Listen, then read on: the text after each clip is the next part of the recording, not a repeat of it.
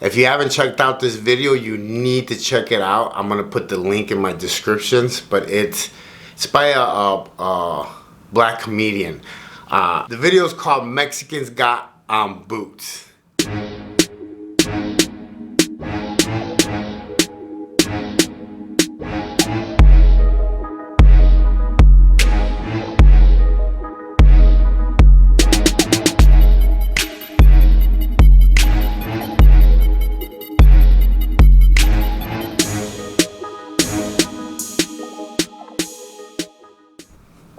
What's up? JC with Wrong and Strong, and I had to make a video about this video that I seen a couple months back, and it just made me laugh, it made me smile, and it just made me remember stuff that sometimes even in a bad situation you could actually make it into a funny one.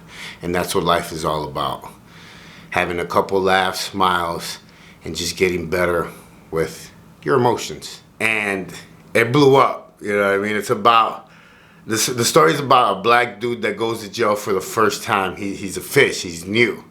So, you know, he's going to a laundry mat, and this black dude comes up next to him and tells him Mexicans got on boots. And he's like, what the fuck does that mean? You know, it's my first day in prison. What the fuck does that mean? Mexicans got on boots. Mexicans and everybody else got on boots in the prison. And if you haven't been to prison, you probably wouldn't understand the joke behind this. Well, in prison, as soon as a riot or something's gonna kick off, everybody puts on their boots. Everybody. The boots are steel-toed because you use them for work, for safety, and they're weapons. They're weapons of mass destruction. You got a 200 Mexican with steel-toe boots running out to the yard to smash people. Yeah, it's not a good one. But you know, he in the little cartoon, you know, he goes up to this older black dude. He's just chilling in the cell. And he tells him, you know, Mexicans got on boots. And he's like, yeah, because there's about to be a riot. And he's like, you're pretty calm to just chilling here knowing that there's going to be a riot. And this is what I've told guys in all my other videos. These are the old school dudes that have been there so many years that they just know how to drive in this traffic. They know how to stay out of traffic jams. So, you know, they know what to do in scenarios like this. So he tells, you know, his cellie, and his cellie's like, you need to find a knife. So this is this new guy, you know, panicking, walking through the jail. He's like, I don't want to go back out to the rec yard because that's where I found out that Mexicans got on boots.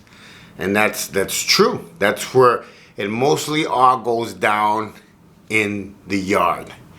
In the yard, or the gym area, anywhere where there's the least amount of cameras, it's where it's gonna go down. And usually it happens on the yard because everybody's out there.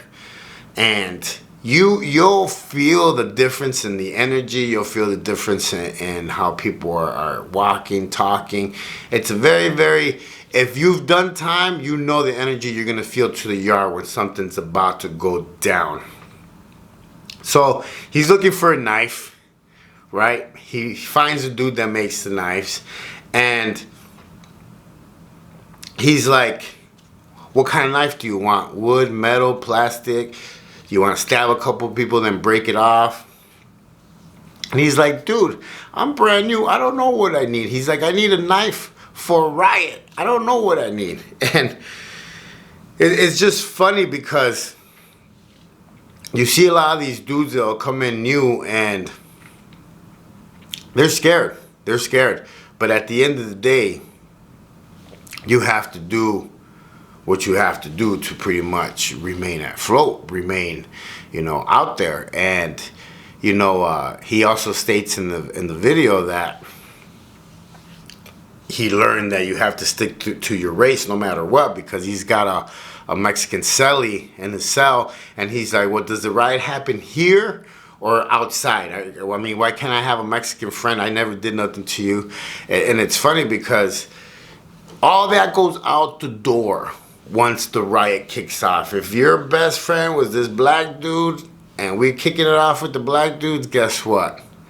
Ain't no such thing. You're going. And if not, your own people are going to take care of you. It is. But the way he tells the story and the way he makes it, it is so funny. You have to watch it. Like I said, I'm going to put the link on the below. I just want to clarify some things about it. You know, the boots and all that. Right now, Mexicans are a very, very big population in the system, whether it's that state or federal. They are deep just because of a lot of laws that changed and started locking them up, a lot of them up. I mean, I was on the yard where there was about 800 of them, you know, and the yard was only 2,000 and something people. So, you know, they're pretty deep. They're pretty deep, and they have a part in the movie, in the little cartoon, where they're like, you know, Mexicans usually don't wear boots. They wear gym shoes because they play handball outside. And you know, that's very, very true. You know, we spend hours and hours playing handball on the yard. That, you know, with me, when I went in to do time, it took me a while to get some nice gym shoes. So I learned to do everything in my boots. I would even jog in my boots. I would work out in my boots. I mean, I would do everything in my boots. And, you know, some people used to make jokes and laugh and, you know, stuff like that. But it's how you know that you're an active warrior when you're walking around with your boots everywhere. It's to the point where you're at a medium or high level security prison. You actually have to wear your boots to the shower. You get to the shower, you put your sandals on, and you go in. But you have to keep your boots on and your thing on you, your shank, when you go into the showers.